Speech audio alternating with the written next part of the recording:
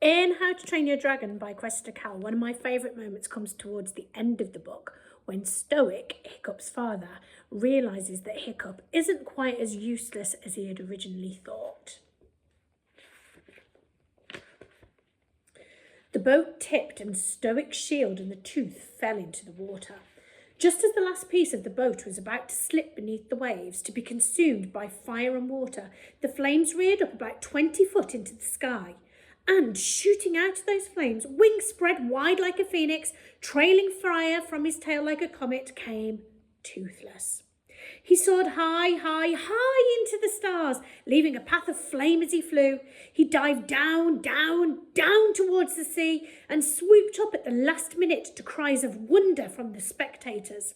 Hiccup was anxious that he might be in pain until Toothless zoomed low enough over his head for Hiccup to hear the little dragon's rooster cry of triumph.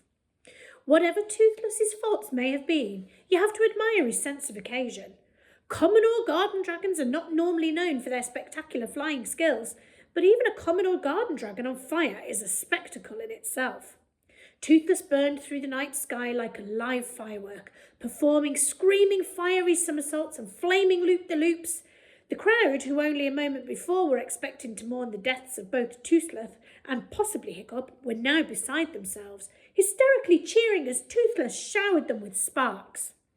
At last the fire got too hot for him, and Toothless plunged into the sea to extinguish himself, only to burst out again and fly straight to Hiccup's shoulder. There he acknowledged the wild applause with solemn bows to right and left, slightly spoiling his dignity with the odd cock-a-doodle-doo of smug self-congratulation. Stoic signalled to the crowd for silence, but only so he could boom out the following speech at full blast.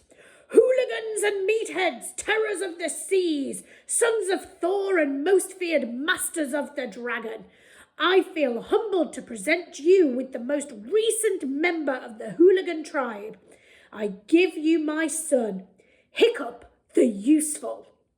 And the words Hiccup the Useful came echoing down from the hills behind and were shouted back again by the cheering crowd and were picked up and carried on the night breeze until the whole world seemed to be telling Hiccup that maybe he was going to be useful after all. And that, my friends, that is the hard way to become a hero.